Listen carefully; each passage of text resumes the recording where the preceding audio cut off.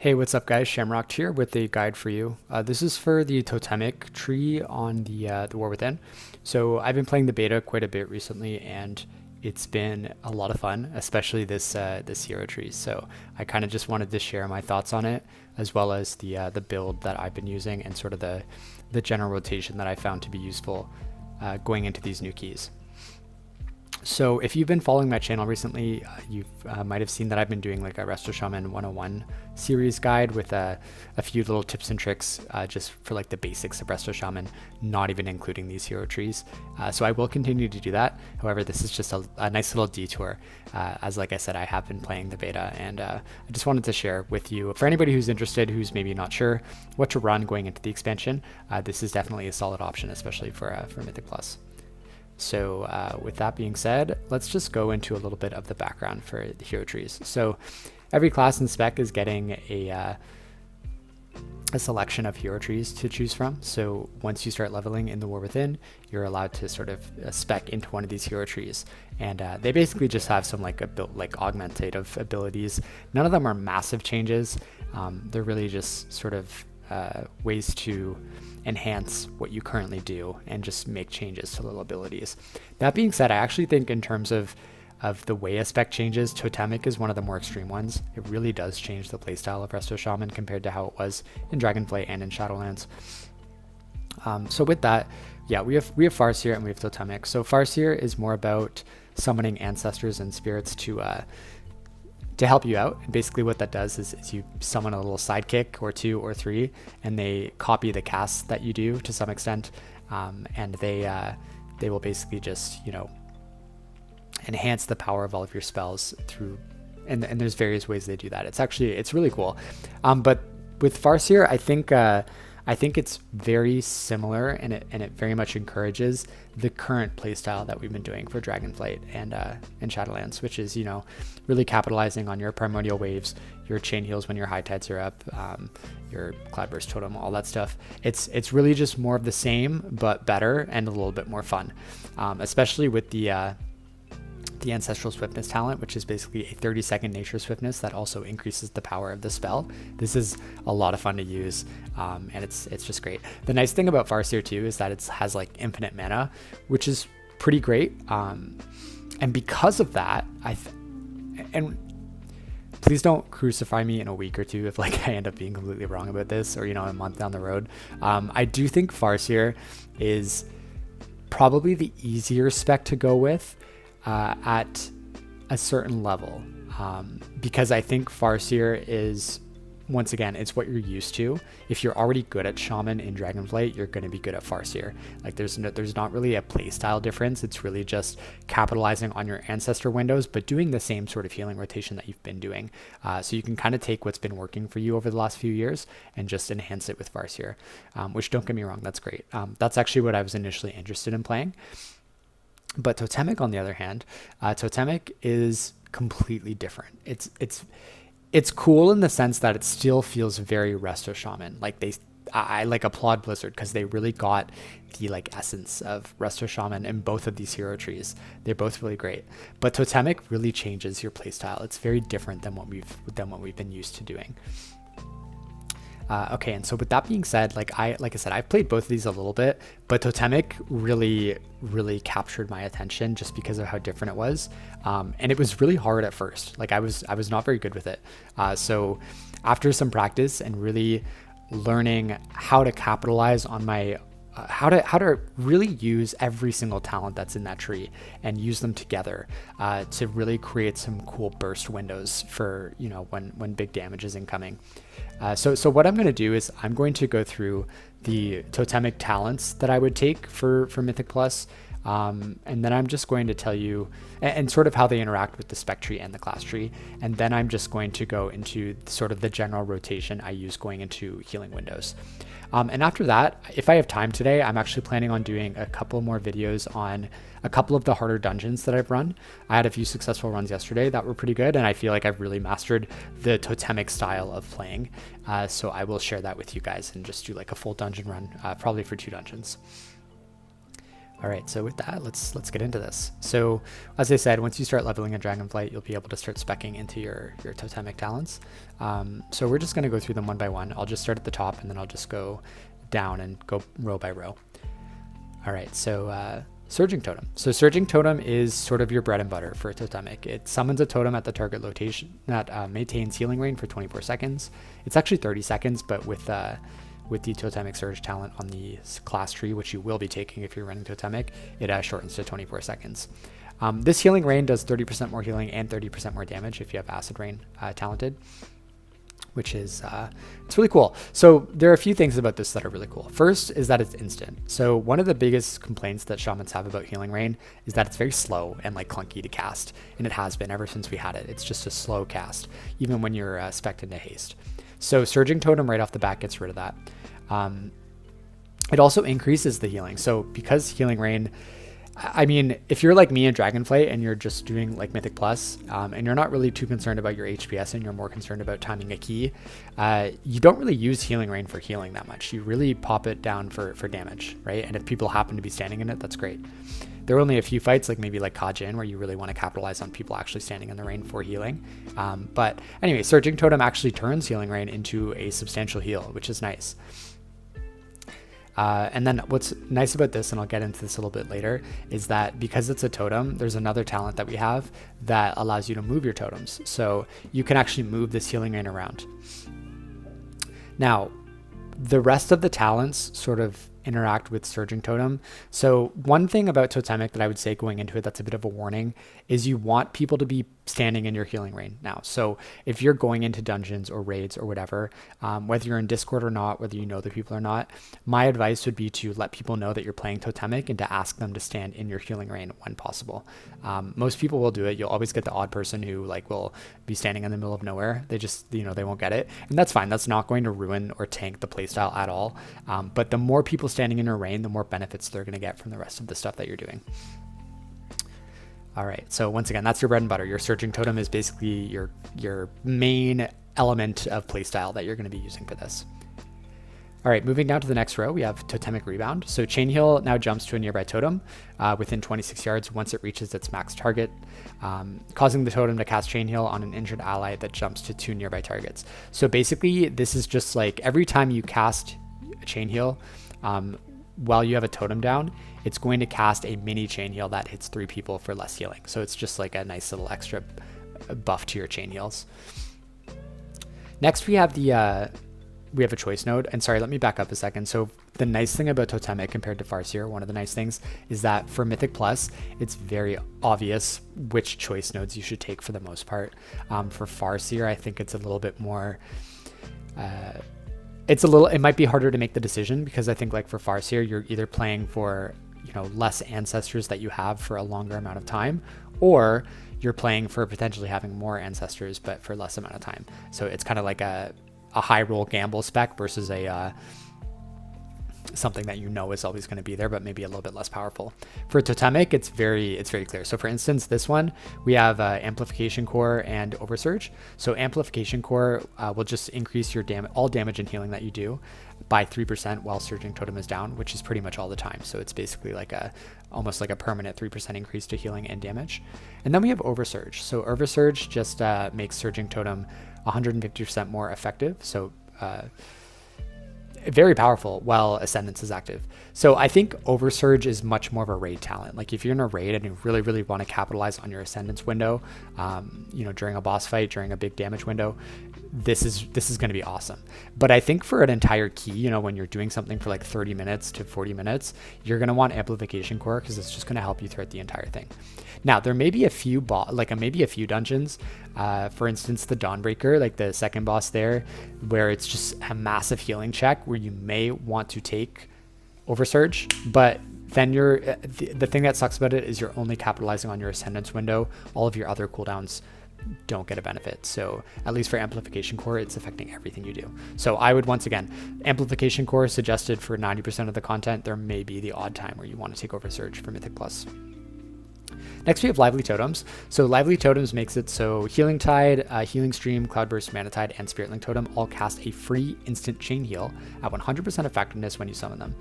This is huge. This is probably one of the biggest talents for this tree.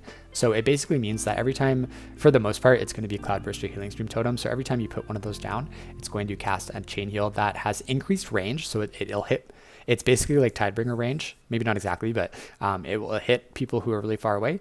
And what's really important to consider about this is that it will take all of your modifiers into effect, right? So if you have High Tide running, or if you have Reach or Flow talented, it's going to apply those bonuses to the totem or to the totem chain heals, which is really awesome.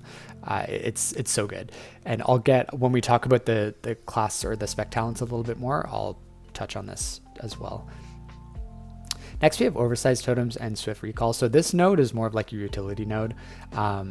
Oversized Totem is going to increase the size and radius of your totems by 15% and the health of your totems by 30%. So this is really nice for Spirit Link Totem because it makes Spirit Link Totem a lot bigger. It doesn't really do anything for anything else. I guess it makes Windrush Totem bigger too. Unfortunately, this does not affect Surging Totem, so it's not going to make your Healing Rain bigger. I don't know if that's a mistake or not. I'm assuming it's not because I feel like it's like since Surging Totem is like the core thing of the spec, you think that if it was supposed to apply to that, they would have made sure it did. So I think it's intended that it doesn't. It would be really nice if it did, because personally, I mean, if you're going to make an entire spec revolve around something like Healing Rain, something to make it a little bit bigger would be nice, just so you're guaranteeing more people are going to stand in it. But yeah, currently it doesn't affect that, which is no big deal. The other choice node for this is Swift Recall. Successfully removing a harmful effect with Tremor Totem, Poison Cleansing, or stunning with Capacitor or grabbing with Earth Grab reduces the cooldown of by 5 seconds.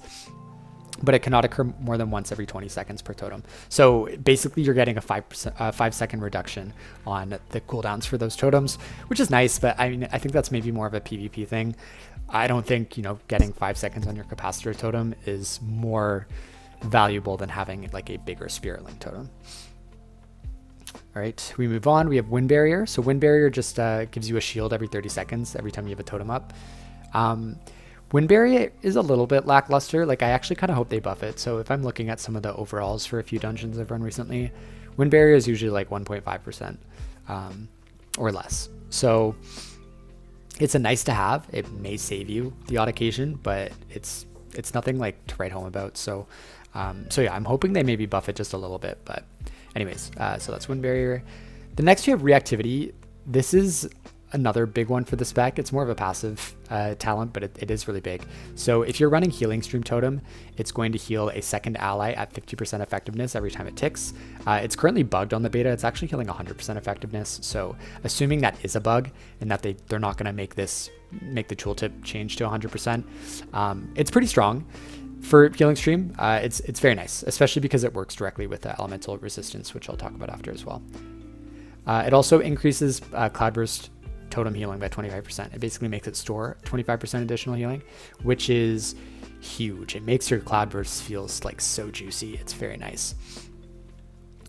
Next we have Imbuement Mastery. So Imbuement Mastery increases the duration of Earth Living effect by 3 seconds, which may not sound like that big of a deal, but for my playstyle, it's very big. It's a very big deal. So Earth Living weapon is your weapon imbuement that just makes your heals have a 20% chance to trigger a hot on the target, a heal over time, which is nice. And then normally it lasts 6 seconds, so this talent makes it last 9 seconds. And then if you're running that, you also have enhanced imbues on your spec or your class tree, which is nice because it increases the effectiveness of Earth Living weapon by 20%. So it's very nice. Definitely all three of those talents synergize well together. If you are running Totemic, you will always be running Earth Living weapon. There's no reason not to with all of the enhancements to it. If you're running Farseer, I would say maybe you don't run this because there's maybe better choices once we know what the weapon oils are going to be, but we'll see. Next we have, this is the one the one choice node where I feel like it probably doesn't matter which one you take. So you have Pulse Capacitor, which is going to increase the healing down by Surging Totem by 25%, and you have Supportive Imbuements, which allows you to learn the Tidecaller's Guard imbuement, which can basically you imbue your shield with the element of water, and it increases your healing down by 2% and the duration of your healing stream and Cloudburst Totem by 4 seconds. And if you're running Enhanced Imbues, both of those bonuses are enhanced as well. So somebody in the Discord, CJ, so shout out to CJ, thank you for pointing this out. He basically did the math and said that you would need Healing Rain to be about 10% of your overall healing in order to mathematically match up to the value you'd gain from the Tidecaller's Guard. So for most of the keys I've been running, Healing Rain is doing anywhere from 8% to 12% of my overall healing, depending on what the dungeon is, like if it encourages people to stand close together, and how well my group members are standing in Healing Rain. That being said, things in reality are always different than they are on paper. Personally, I like running the Pulse Capacitor because I like during my healing windows, I know people are going to be standing in my Healing Rain, and I just, because I'll have Cloudburst down and everything, like it makes more sense to me to have this nice big boost to my Healing Rain, especially because it's like what the spec is based around.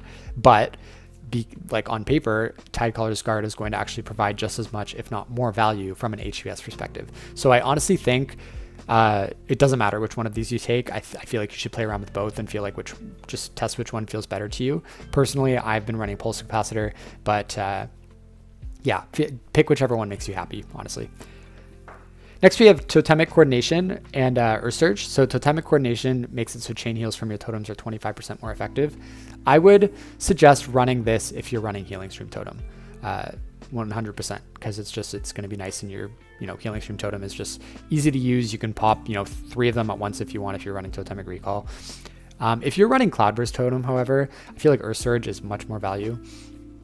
And this is really going to lead into my healing rotation, but Earthsurge is that allies affected by your Earthwell Totem, Ancestral Protection Totem, and most importantly, Earth Living Weapon effect receive 10% increased healing from you.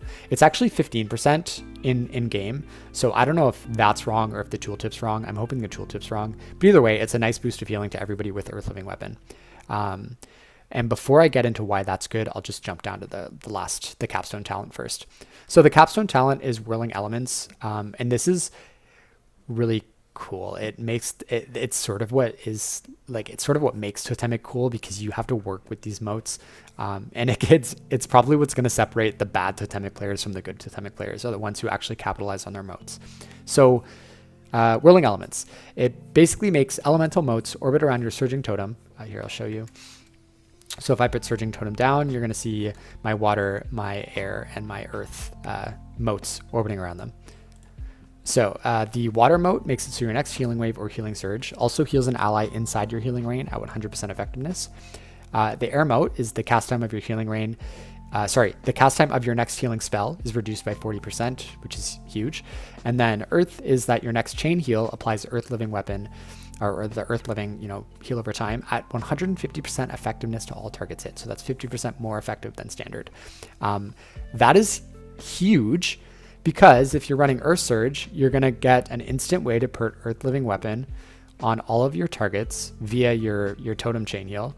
And that's going to increase all of their healing taken by, like I said, it's actually 15%, not 10%, which is just really nice. And it's going to last for 10 seconds because you have the Imbuement Mastery, which increases the effect by 3 seconds. So you're going to have a 10-second window pretty much where you're just doing giga healing on everybody. And it's so nice, especially if you have Cloudburst Totem down.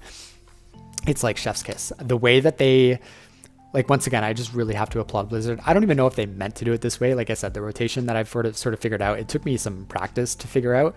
It wasn't super intuitive until I really thought about it. So I don't even know if they meant for this to happen, but it did happen, and it's amazing. And you'll see in the dungeons that the dungeon guides that I'm about to put out, hopefully today or tomorrow, you'll see how much I capitalize on. You literally capitalize on this like every 25, 30 seconds. It's like so powerful.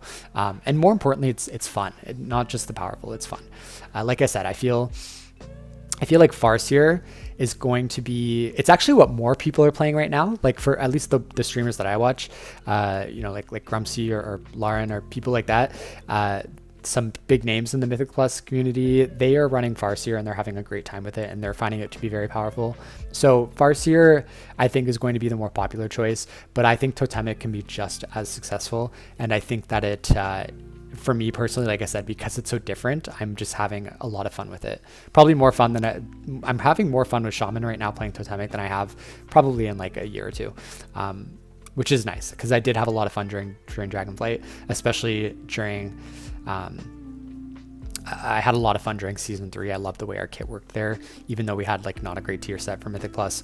But Totemic is, I don't know, there's just something about it that I really, really enjoy. All right, so now that we've gone through all the talents, I just quickly want to go through the spec side and the class side on which talents you want to take that will interact with your tree. So obviously you're going to want to take Acid Rain because that's going to make your Healing Rain, you know, do damage, and it's going to do 30% more than when you're not in Totemic. Cloudburst Totem and Healing Stream. So Healing Stream Totem, I feel like that's the lower skill cap. So if you're just running dungeons for fun, or maybe you're even trying to push up, but like not title range, just, you know, just to get your portals or, you know, to push as high as you can, but you don't really like the way Cloudburst Totem works, so you're not very good with it. I would always tell you, if you're not very good with Cloudburst, practice. You will get good with it. Trust me, after enough practice, you will absolutely learn how to capitalize on it. One of the things about being good with Cloudburst Totem is knowing the dungeons. So that's a huge thing. So the more practice you get, the better you'll be with Cloudburst Totem. But say you don't like it, say you're not good with it, you don't have time to practice, whatever. You just want to go in there and heal your dungeon and get out. Healing Stream Totem is going to be the way to go. And it's one of the nice things about Healing Stream Totem as well is going into this expansion, they've severely nerfed tanks' capacities for self-sufficiency, especially in Mythic Plus. So the amount of healing that Healing Stream Totem does on a tank throughout a key is like insane. It's much more than Cloudburst would do. So if you have a tank who's struggling, I think, you know, Healing Stream Totem may be the way to go. That being said, Cloudburst Totem, because of all of the interactions with the spec, is insane with this build. Like you're not going to run into any issues healing up the group through any of the healing checks with the Cloudburst Totem playstyle with this. Also, what I found, so when I first started Totemic, like I said, I wasn't very good at it, and I was playing Cloudburst Totem, or sorry, I was playing Healing Stream Totem, and I don't think it was Healing Stream Totem's fault, but I was having big struggles trying to group heal, and the only way I could do it was by like spamming different shit, and it was making me have massive mana issues. Like I was drinking after every pull, every other pull. It was really sucky, and it almost pushed me away from Totemic. Like I almost was ready to just give up on it until I figured out how to make it work after some practice, and I got a lot better at it. So now with Cloudburst Totem and my current playstyle and rotation, I have no mana issues at all. Even on some of the really hard healing check fights. Like once again, like I said, you'll see those in the dungeon guides. All right, Spouting Spirits. Okay, so Spouting Spirits, I think you either take that or you take Current Control, because Spirit Link Totem and Healing Tide Totem are both very strong with Totemic. I would love to take both, but I just don't see a world where you can. I think the only talent you could possibly give up here to make it worthwhile taking both of these would be Whitewater, but I don't know. I mean, 50% extra effectiveness on your critical heals throughout an entire dungeon is nice, especially because it interacts directly with Ancestral Awakening. So no, I wouldn't advise it. You could also take away Master of the Elements, but Master of the Elements really makes your healing surges like giga. It makes your single target healing so much better than it would be without it. So realistically, I'm going to tell you, my advice would be to pick between Spouting Spirits and Current Control, and you could pick based on the dungeon as well. So yeah. Next, you have Reach and Flow of the Tides. I 100% do not recommend Flow of the Tides with Totemic, because you don't get to pick where your chain heals cast their chain, or where your totems cast their chain heal. So more often than not, if you're running Flow of the Tides and then you cast like Healing Stream Totem or Cloudburst Totem, it's going to send out a chain heal that's going to eat your fresh Riptide that still has full duration. And then you look up, and before you know it, nobody on the group has Riptide, and it just very vastly decreases the effectiveness of Primordial Wave as well. So currently, I would not recommend running Flow of the Tides. I couldn't figure it out. Maybe if you want to run it, you can figure out how best to use it or whatever, but I don't. I just recommend running Ancestral Reach. All right, and then going down into the end, very important to take Primordial Wave, Downpour, and High Tide once again with this build. Primordial Wave is not great, but you want to take Tidewaters with this build anyways, because Tidewaters does more healing with the Totemic build, which I think they did because you're having less healing rains. Like, you can only cast it every 24 seconds rather than every 10 seconds. So you're going to want to take Tidewaters because it is a big chunk of healing. And then Primordial Wave has been nerfed quite a bit since it was at its prime back in season 2 and season 3. Thankfully, they did make it so it's only 30-second cooldown now with no augment talents, which is great. So yeah, it's weak, but keep in mind, if you set up your Primordial Wave before going into your window where you have 10% more effective healing on everybody, and you use the Undulation P-Wave tech that Rachel/Spectra Shock came up with last expansion, trust me, Primordial Wave is going to do noticeable healing, and it's going to be a nice, efficient way to fill your Cloudburst Totem. And if you don't know what I'm talking about when I say Undulation P-Wave tech, I've probably talked about it endless times in like all of my other videos. So just go check out one of the recent ones I've made. Specifically the Resto 101, the general healing rotation. I talk about how to use Primordial Wave properly in there. So just go check that out. But basically there's a way to make Undulation affect all of your Primordial Wave cleaves. So you can Healing Wave the entire group and it'll be 50% more effective than the Wet Noodle Healing Wave that normal Primordial Wave does. And then finally, Downpour. So Downpour without Totemic, to me, felt really clunky and bad to use because you only have 6 seconds from your Healing Rain cast. It's like such a short window. It's hard to capitalize on, and it didn't like it. And I bitched about it a lot in my feedback video. I love Downpour. I love it. I love the way they've integrated it into Healing Wave or Healing Rain, and I love that it increases the maximum health by 10%. It's very powerful. Even with the 6-second window, it's still probably worth taking. I just didn't like that window. Totemic fixes that 100%. Now you have a 12-second window, which is huge. That's more than enough time to plan around it and make it so it's in your general rotation, which I'll get into in a few seconds. High Tide, obviously take this. You're getting free chain heals from all of your totems, and you want to be able to capitalize on that without spending mana. So High Tide, 100% take that. And then on the left side, the talents that are going to interact directly with Totemic, Enhanced Abuse, like I talked about, you're definitely going to take this one. Totemic Focus and Totemic Surge, absolutely take both of those every time. Totemic Recall, already Totemic Recall is a really powerful ability before any hero trees, so it's going to stay powerful. But with Totemic, it's even better because you have to remember, if you use it to refresh Cloudburst Totem or Healing Stream Totem, you're going to get a free chain heal with those. Also, your totems are doing Giga Healing, so you're like just getting a free use out of them. But more interestingly and more creatively, Totemic Recall also affects Surging Totem, which is not, I wouldn't say you want to use it on Surging Totem every time. It's very niche on when you'd want to do that. But it's going to allow you to have another big juicy cooldown window, which we'll get to at the end of the video. But yeah, it can be really cool. You're definitely going to want to take Totemic Projection as well. So Totemic Projection in the past is a talent that you've probably ignored. It doesn't really matter that much. But with Totemic Projection, you can move Surging Totem, which I mentioned at the very beginning of the video. So you can move your Healing Rain around every 10 seconds, which is incredible. It really does. Like, I'm so happy Blizzard did that. If they didn't let Totemic Projection move Healing Rain, this spec would not work. So kudos to them for making it so that happens. But yeah, absolutely take Totemic Projection. And you'll see in my dungeon guides how often I use this throughout a dungeon and how useful it really is. All right, and then I think lastly, Elemental Resistance. So if you're running Healing Stream Totem, Elemental Resistance is huge because it's going to be a 6% Frost Nature fire damage DR on several members of the groups. Almost like the uptime is just going to be really big, especially because of reactivity, because Healing Stream Totem is healing more than one person. So Elemental Resistance, huge for Healing Stream. For Cloudburst Totem, Elemental Resistance might as well not even exist. Like, it's not great. And that's another one I ranted about in my feedback video a couple of weeks ago. So if you want to hear me, go on about that, go for it.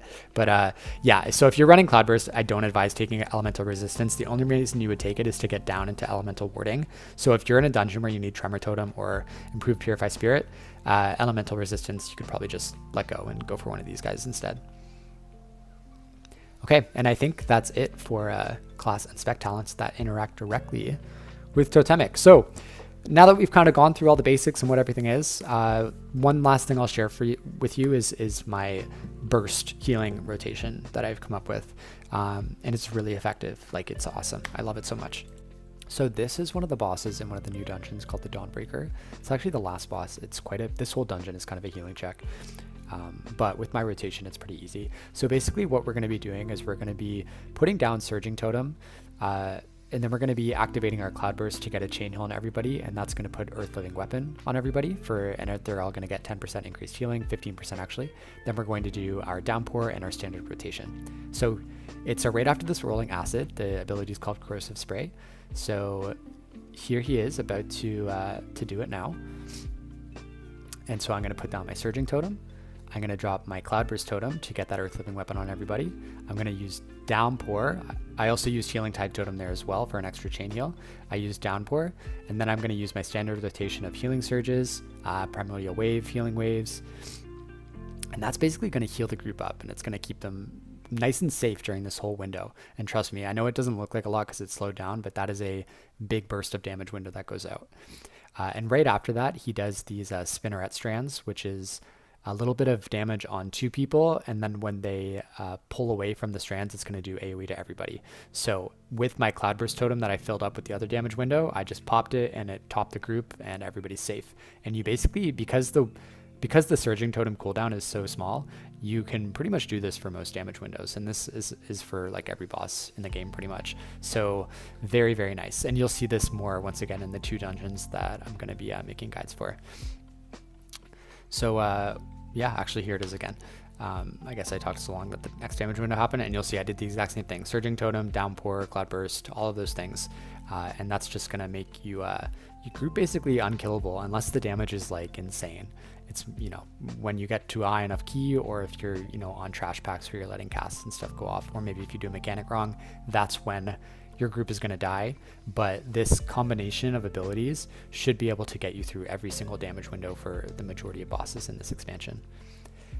Yeah, so with that, I hope you enjoyed. I hope I persuaded some of you to at least try out Totemic. I know, once again, I think Farseer is going to be the more popular spec just because of the way it plays, but I think Totemic is really interesting. It's really fun, and it is very effective. So yeah.